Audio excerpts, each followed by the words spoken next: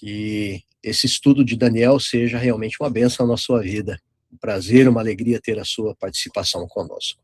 Então, nós vamos hoje estudar o capítulo 3 de Daniel, e esse capítulo, ele traz uma história muito interessante, porque descreve a fidelidade de um grupo. Vamos conhecer, se você que não conhece, este é um estudo que é parte de uma sequência de estudos que nós chamamos de Daniel verso a verso. Neste mesmo canal você encontra também Apocalipse verso a verso, e você é convidado a participar conosco, acompanhando e estudando conosco, sempre uma bênção. Eu vou partilhar aqui a tela com os versos bíblicos, até para facilitar, né? E nós vamos então agora entender um pouquinho dessa história incrível, né? História dos fiéis seguidores de Deus, né? Que mesmo numa situação tremenda, eles tiveram forças para vencer.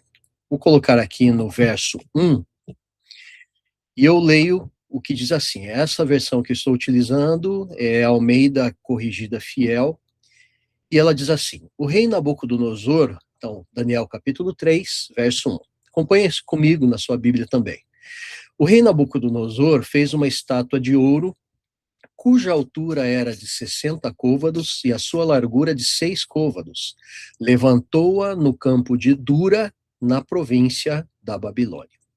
Então, só nesse primeiro verso a gente já tem algumas coisas interessantes para a gente abordar, né? Olha só que interessante. Quando a gente fala o capítulo 3 de Daniel, ele é uma sequência histórica do que aconteceu no capítulo 2, né? Então, capítulo 2 foi aquele capítulo em que Nabucodonosor teve um sonho, esse sonho o deixou assim extremamente apreensivo, e ninguém conseguia interpretá-lo, e foi lá e Daniel, através, né, da provisão divina, ele conseguiu então interpretar o sonho ao rei. E o que dizia Daniel capítulo 2, né? Aquela estátua que Nabucodonosor sonhou, ela tinha várias partes, era uma única estátua, mas com várias partes, né? E ali a gente tinha metais que eles iam diminuindo o valor de cada metal, né? Mas ao mesmo tempo iam aumentando a sua dureza, a sua firmeza. A gente viu isso no nosso último estudo. Então, essa estátua ela era composta dos seguintes metais: ouro, prata, bronze, ferro e barro. E aí surgia uma pedra que era arremessada sem ajuda de mãos. E nós sabíamos, então, pudemos estudar, que a cabeça, que ela era de ouro, ela representava a Babilônia, aquele império cujo imperador, cujo rei era Nabucodonosor, e ele teve essa revelação que foi dada por Deus a ele. E é muito interessante porque essa estátua ela mostra que haveria uma sucessão de impérios, né? Quando nós vamos, por exemplo, para o Espírito de Profecia, mais especificamente no livro Profetas e Reis, Ellen White ela fala que a frase que foi revelada por Daniel, tu és a cabeça de ouro, trouxe um impacto muito grande para o rei Nabucodonosor. Ele ficou muito impressionado com aquilo, né? E aí eu imagino que na mente de Nabucodonosor, uma pergunta deve ter acontecido. Tá, mas se eu sou a cabeça de ouro, por que não toda a estátua é de ouro também, né? Por que só a cabeça? Por que não pode ser o resto também? Então, é uma questão muito interessante, né? Deus revela que haveria uma sucessão de reinos e que o Império Babilônico ele iria passar.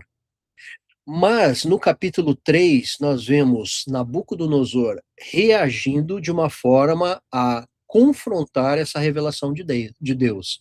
O que ele quis dizer? Que Deus estava errado e que aquele império, que realmente era um império mundial à época, né? Mas aquele império não passaria. Então, foi uma tentativa humana de se contrapor à revelação divina.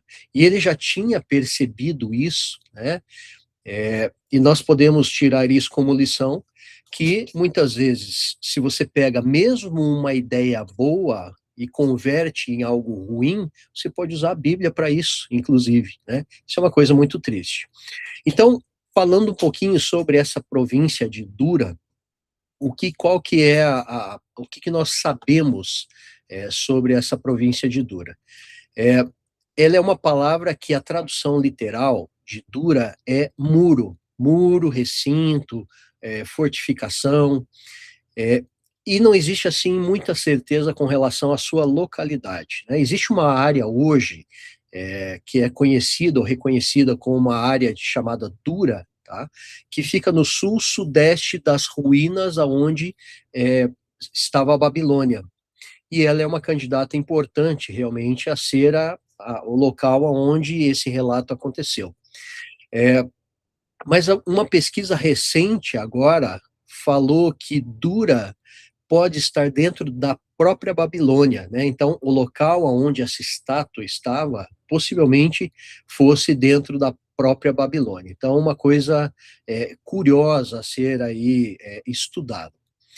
Um outro aspecto interessante é que essa estátua, embora seja retratada como ouro, né, provavelmente ela não era de ouro maciço, até porque, pela proporção que ela tinha, iria muito ouro, né, realmente muito ouro.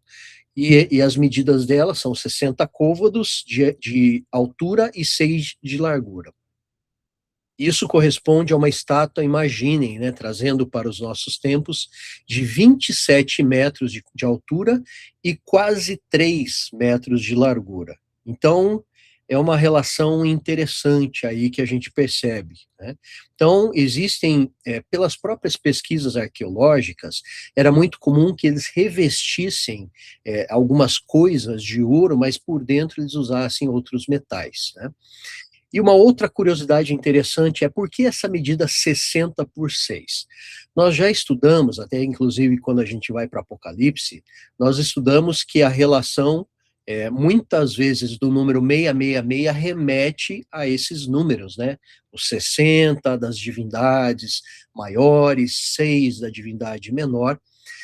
Mas um detalhe que é interessante, é, e talvez assim poucas pessoas se atentaram para isso. Quando a gente fala, por exemplo, 60 côvados por 6 côvados, né, 27 metros de altura por 2 metros. Então, ela era uma estátua assim muito alongada, ela era muito comprida para cima, né? Para vocês terem uma ideia, essa proporção de 60 por 6 é mais ou menos, não, é equivalente, né? Na realidade é igual à proporção de 10 por 1. Então imagine assim, 10 metros de altura por 1 de largura. Então ela era uma estátua assim desproporcional, que não corresponde, por exemplo, ao corpo humano. É uma coisa. E alguns questionam se, por exemplo, isso realmente era uma estátua, se ela estava utilizando um pedestal como base, né, para elevar para justificar essa desproporção, né, com relação ao corpo, ou alguns ainda dizem que de repente isso era um obelisco, né? Nós sabemos historicamente que os obeliscos aí eles têm essa questão, né, que é um símbolo pagão, infelizmente um símbolo pagão adotado em outros países, inclusive nos próprios Estados Unidos. Vamos para o verso 2, então. Daniel capítulo 3, verso 2. E lá diz assim, deixa eu mudar aqui.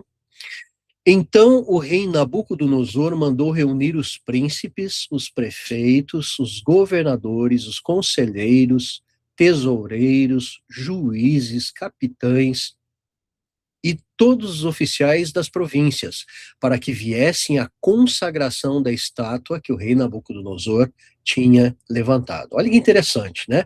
Então, Nabucodonosor, ele, pelo seu poder enquanto imperador, né, ele decretou que eles deveriam vir para ali, em primeiro momento, conhecer essa maravilha que ele havia feito, né? E nós já vimos, inclusive, capítulo 1, capítulo 2, que o Império Babilônico é um império, assim, de ostentação, né? O império que é retratado como a cabeça de ouro. Então, eles gostavam de coisas belas, de coisas caras, de muito ouro, né? E as próprias escavações refletem isso também. Vamos para o verso 4. Verso 3. Então se reuniram os príncipes, os prefeitos e governadores, os capitães, os juízes, tesoureiros, conselheiros e todos os oficiais das províncias, à consagração da estátua que o rei Nabucodonosor tinha levantado. E estavam em pé diante da imagem que Nabucodonosor tinha levantado. Então, veja que interessante, né? Ainda na correlação do capítulo 2. Deus mostra uma estátua. O que Nabucodonosor faz? Também uma estátua. Que interessante isso, né? Vamos para o verso 4. Verso 4 diz assim: E o arauto apregoava em alta voz: Ordena-se a vós, ó povos, nações e línguas. Verso 5. Quando ouvirdes, conte comigo aqui, ó, o som da trombeta, da flauta, da harpa, da sambuca, do saltério e da gaita de foles. Olha aqui, ó, nós temos 6 instrumentos descritos aqui, né? 6.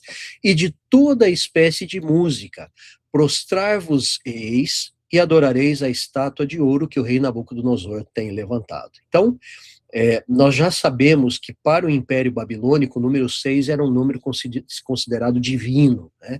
Um número da plenitude, mas nós sabemos que o número da plenitude para Deus é o número 7, olha que interessante, né?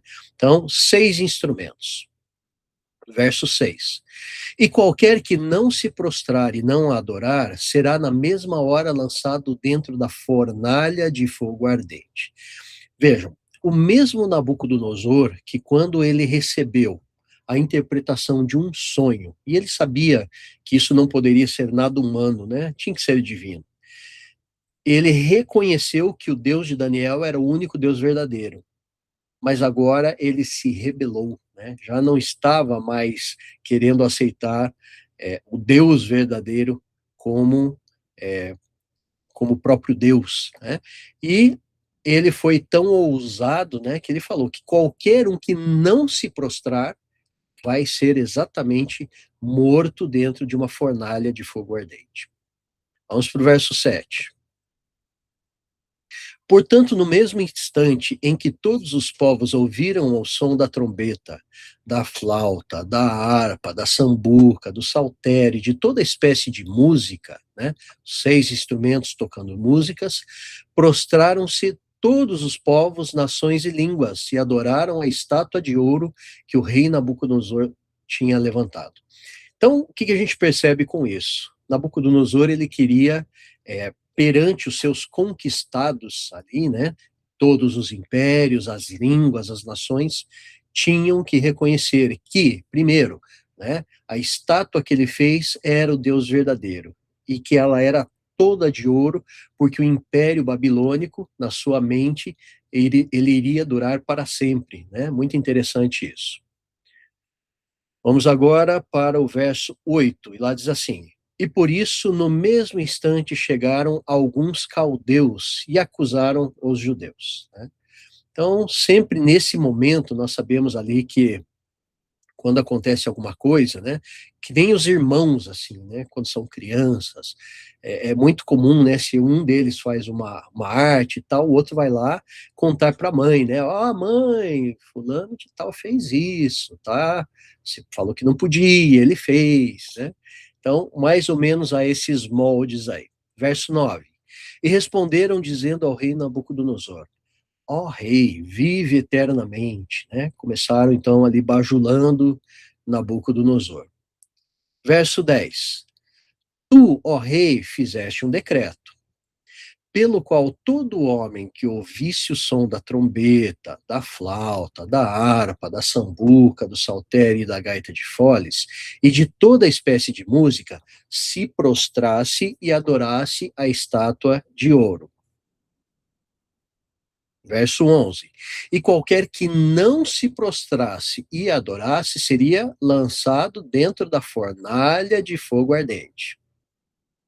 Dedo duro, né? Famoso. Verso 12: há uns homens judeus, os quais constituíste sobre os negócios da província da Babilônia. Quais são? Sadraque, Mesaque, Abidnego. Estes homens, ó rei, não fizeram caso de ti. A teus deuses não servem, nem adoram a estátua de ouro que levantaste.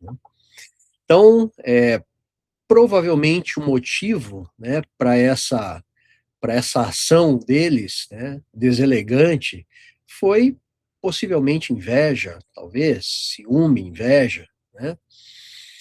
E nesse momento, a partir do verso 12, a gente se pergunta, né, mas e Daniel? Onde será que Daniel ele estava? Por que que ele não estava entre esses que foram fiéis, né?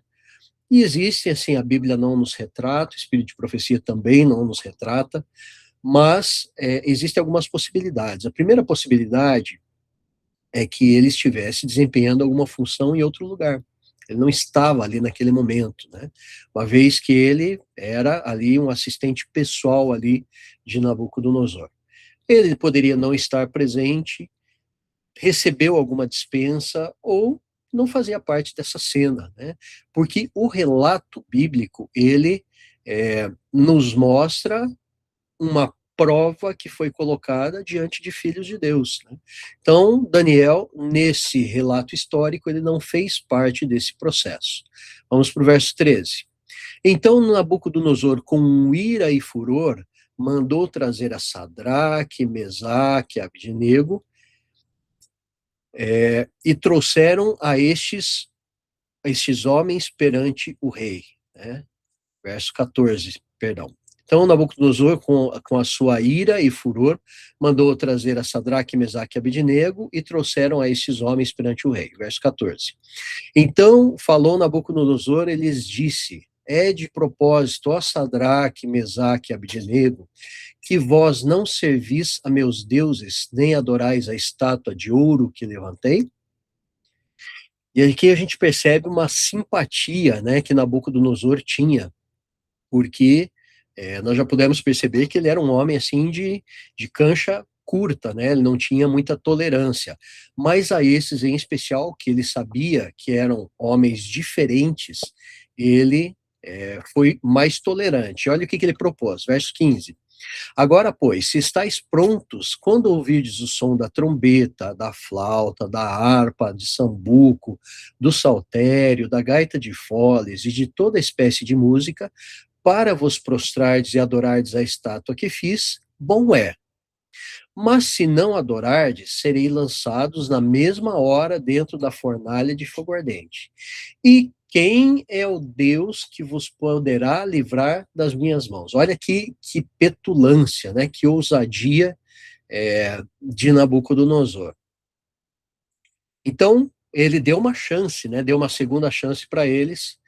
E o desafio foi esse: se vocês não fizerem, mesmo sendo os meus governadores, pessoas de confiança, que eu nunca tive problema, vocês vão ser lançados, porque Nabucodonosor tinha ali uma moral a ser mantida, a ser conservada. Vamos para o verso 16. E responderam Sadraque, Mesaque e Abdinego, e disseram ao rei Nabucodonosor: não necessitamos te responder sobre este assunto. Olha que firmeza desses jovens. Verso 17. Eis que o nosso Deus, a quem nós servimos, é que nos pode livrar.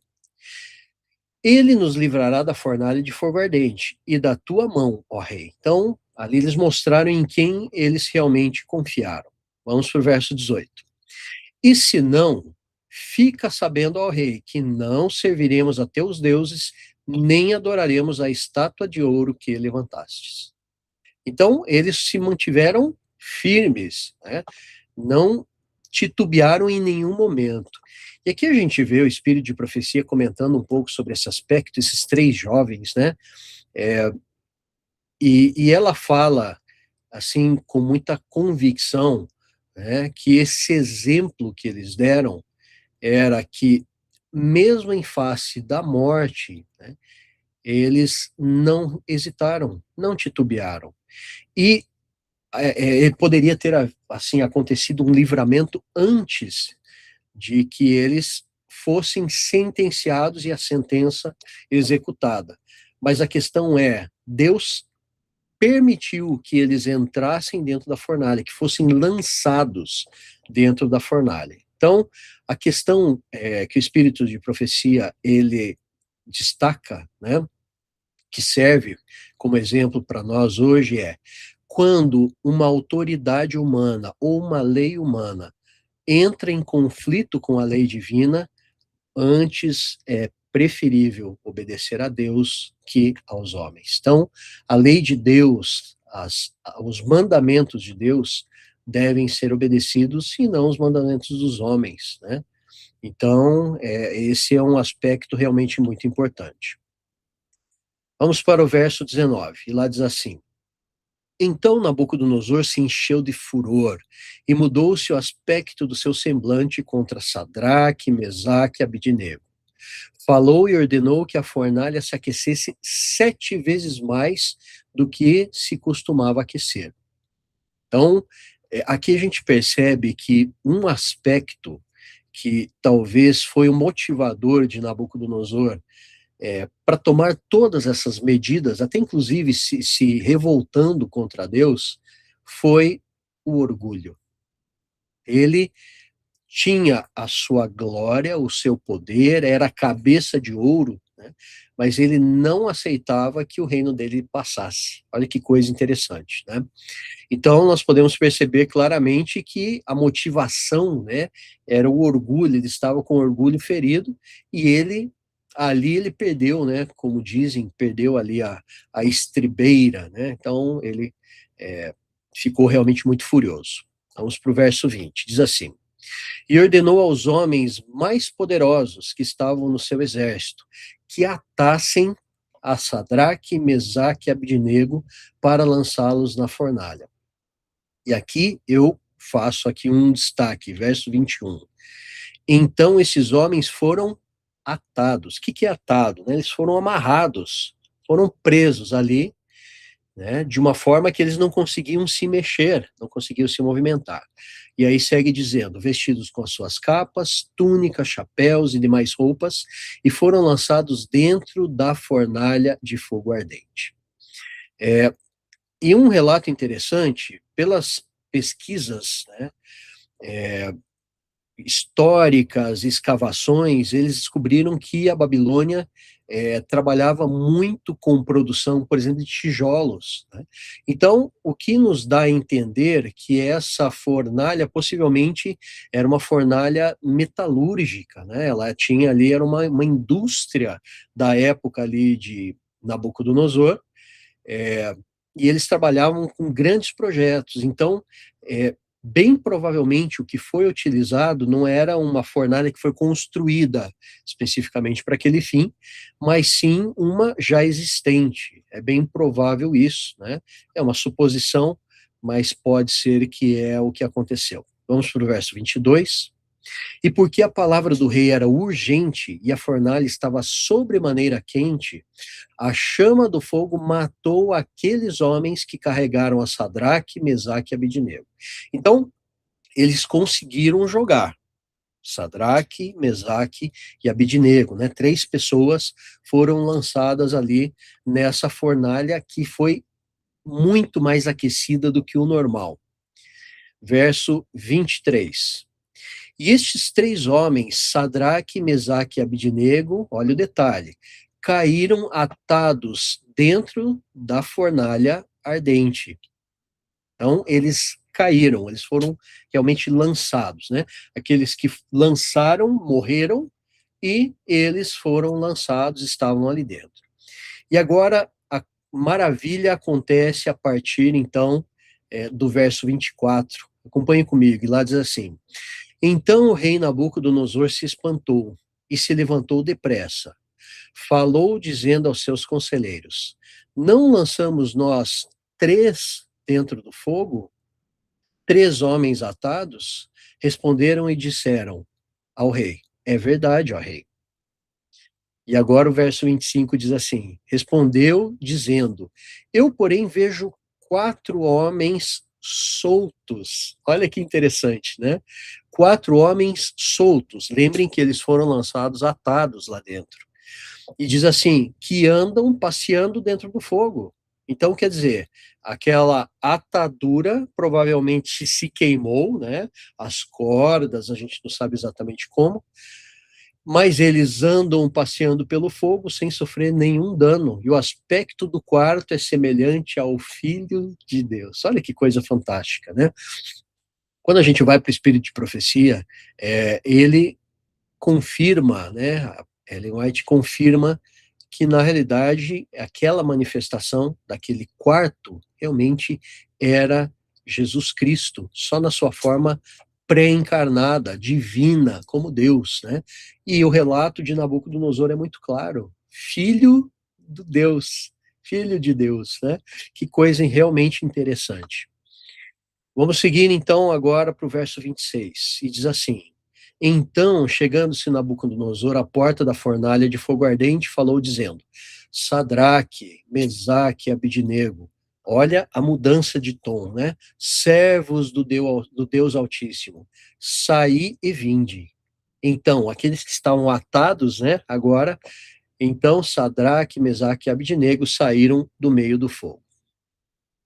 Verso 27. Reuniram-se os príncipes, os capitães, os governadores e os conselheiros do rei. E contemplando estes homens, viram que o fogo não tinha poder algum sobre seus corpos. Nem um só cabelo da sua cabeça tinha se queimado. Nem as suas capas se mudaram, nem cheiro de fogo tinha passado sobre eles. A gente viu que alguma coisa queimou, né? As ataduras deixaram de existir. Verso 28. Então falou Nabucodonosor, dizendo: bendito seja o Deus de Sadraque, Mesaque e Abidnego, que envia o seu anjo e livrou os seus servos que confiaram nele, pois violaram a palavra do rei, preferindo entregar os seus corpos, para que não servissem nem adorassem algum outro Deus, senão o seu Deus, Deus com D maiúsculo aqui, né? Verso 29. Por mim, pois, é feito um decreto. Ele não entendeu, não tinha entendido nada ainda, né? Mas, enfim, verso 29. Por mim, pois, é feito um decreto pelo qual todo povo, nação e língua que disser blasfêmia contra o Deus de Sadraque, Mesaque e Abidnego seja despedaçado e as suas casas sejam feitas em monturo, porque não há outro Deus que possa livrar como este. Olha aqui que experiência, né? E era a segunda vez que Nabucodonosor teve uma experiência sobrenatural. Vamos terminar com o verso 30. Então o rei fez prosperar Sadraque, Mesaque e Abidnego na província da Babilônia. Queridos, algumas coisas a gente consegue ver aqui, antes de nós encerrarmos, tá? Que são muito interessantes de serem destacadas, né? Olha como existe uma correlação muito próxima com o livro de Daniel e Apocalipse, tá?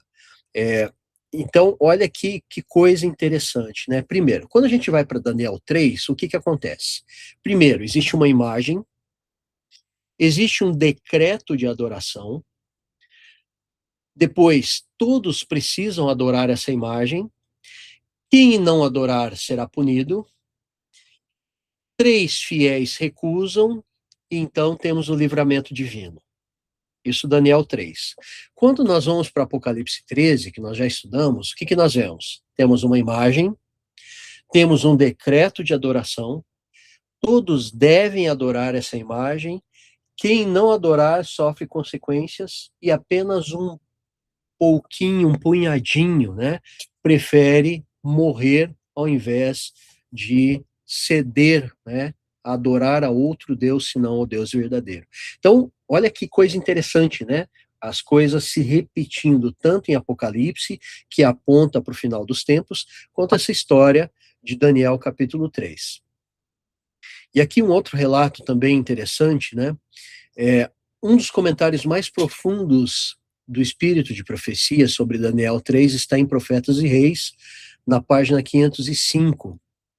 E lá, primeiro parágrafo, e lá diz assim: ela argumenta que o símbolo que Deus havia utilizado para revelar a verdade sobre os impérios foi apropriado por homens ambiciosos e utilizado para exaltar o poder humano, né? Então, a estátua de vários metais de Daniel 2, agora sendo outra imagem, né, proposta.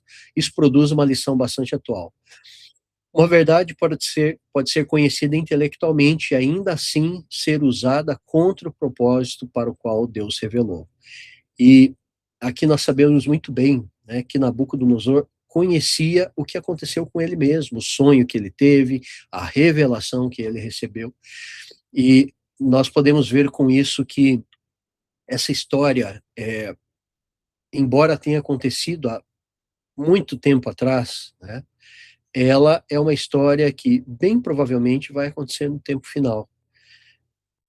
O Apocalipse nos fala, né, que a imagem da besta, ela será ali, todo que não receber ali o sinal, né, que não adorar, que não aceitar, será condenado à morte. E nós vemos o exemplo desses 3 jovens que foram fiéis até o fim, sem se importar com o que poderia acontecer com eles, sem se importar. Eles não estavam preocupados, com o que poderia acontecer com eles, mas eles foram fiéis, e Deus não os abandonou. Deus poderia ter permitido que eles morressem queimados? Poderia, e eles teriam sido fiéis, e quando ressuscitassem, seriam salvos, certamente.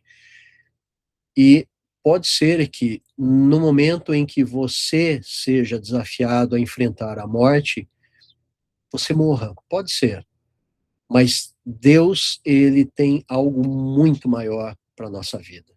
Ele quer nos dar a vida eterna, não essa vida efêmera, que é de poucos anos, com sofrimento, com dor, mas ela quer oferecer a nós uma vida eterna. Que nós possamos realmente estar prontos, que possamos estar preparados para esse encontro, né, que nós teremos com o desafio de nos mantermos fiéis a Deus e que nós possamos ter o poder de nos conservar como Sadraque, Mesaque e Abednego, fiéis até o fim. Que Deus abençoe e até o nosso próximo vídeo.